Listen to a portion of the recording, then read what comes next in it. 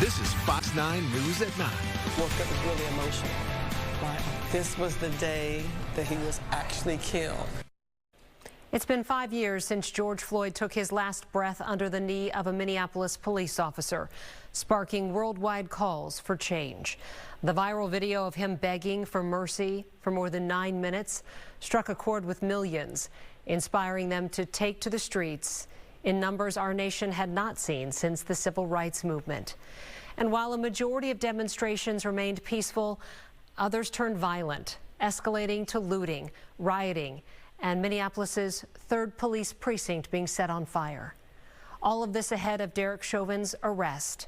He remains behind bars with a sentence of more than 20 years. George Floyd's murder led to an unforgettable reckoning, especially here in Minnesota.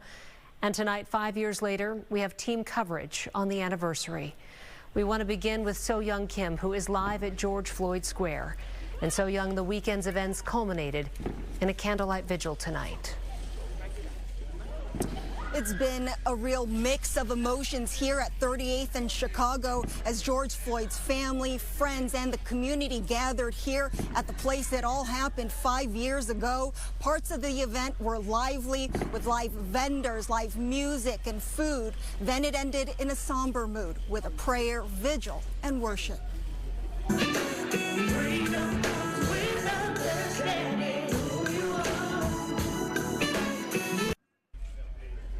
Candles were lit to honor George Floyd just moments ago, marking the end of the Rise and Remember Festival and 5 years since he was killed.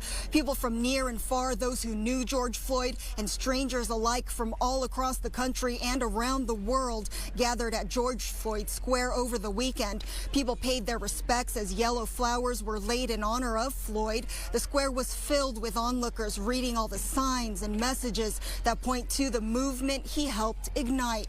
Floyd's family says it doesn't get easier, but purpose and faith keep them going. It was just emotional, you know, and then I think about how far we have come, how much work that's left to do, that's undone. And I'm always optimistic that as long as we have breath, we are his posts. We're going to still keep moving and pushing for justice. And this anniversary comes at a time when at the federal level they're rolling back police reform efforts. But here locally, Minneapolis Mayor Jacob Frey says the city will carry on. Live in Minneapolis tonight, So-Young Kim, Fox 9.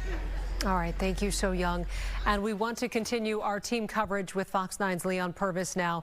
He spoke to a man who witnessed George Floyd's murder, as well as George Floyd's uncle. And as he reports, the pain still runs very deep.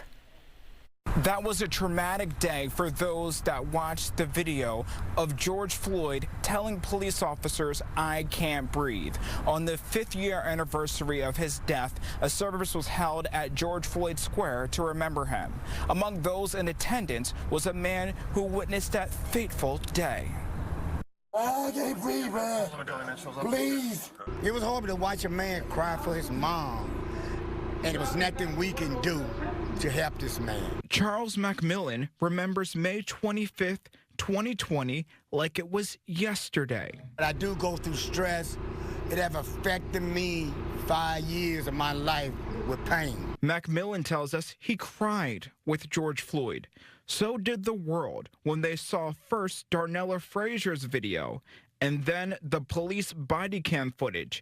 His death sparked protests demanding change in policing. If I hadn't have been here at the time this happened, I feel that Derek Chauvin would have got away with the murder. You saw what systemic racism, you saw what hatred, you saw what power and control, and you've seen the way that people of color have been getting treated throughout time.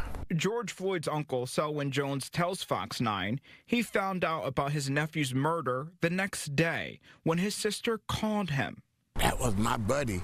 That was my nephew that I'd seen since 1973, since I had played with and hollered at and screamed at and you know, and hung out with. Jones says he doesn't believe in grieving, but prefers to fight racial injustice and advocate for others as he keeps George Floyd's name alive.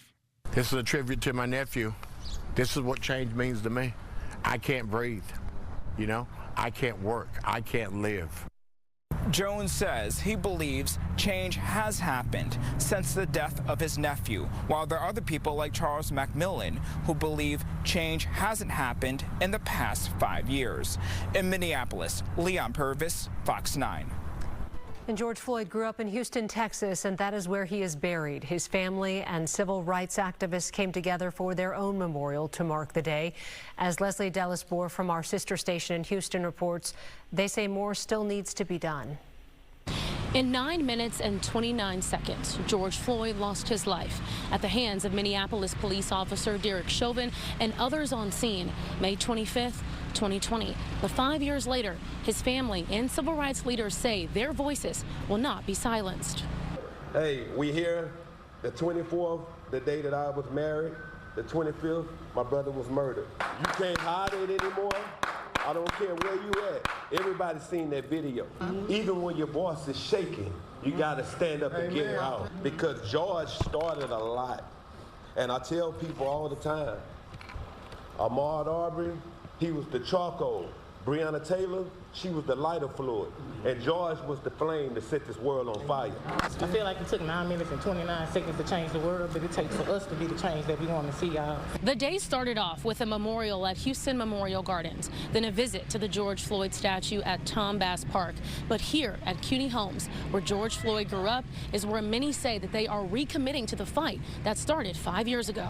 And we 5 years later will not give up. They can cancel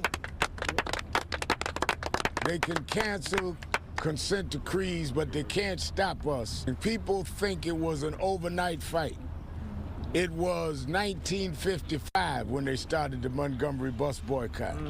We didn't get the Civil Rights Act in Congress until 1964. So if you stood up for justice for George Floyd 5 years ago, we need you to recommit and stand up for justice with us in 2025. He said that knee on George Floyd's neck was like the knee on Black America's neck. And we all are struggling to breathe. You know, look forward to May. We're counting down the day of my brother, the day he was, murdered. But, don't get me wrong, the month I do look forward to is June. Because June was a month that I had the pleasure of watching the police officer that killed him, get hauled out of the courthouse in handcuffs. But we can never give up, because all you need to know is you need just a little greatness inside of you. Everybody has it, but sometimes you need that little push.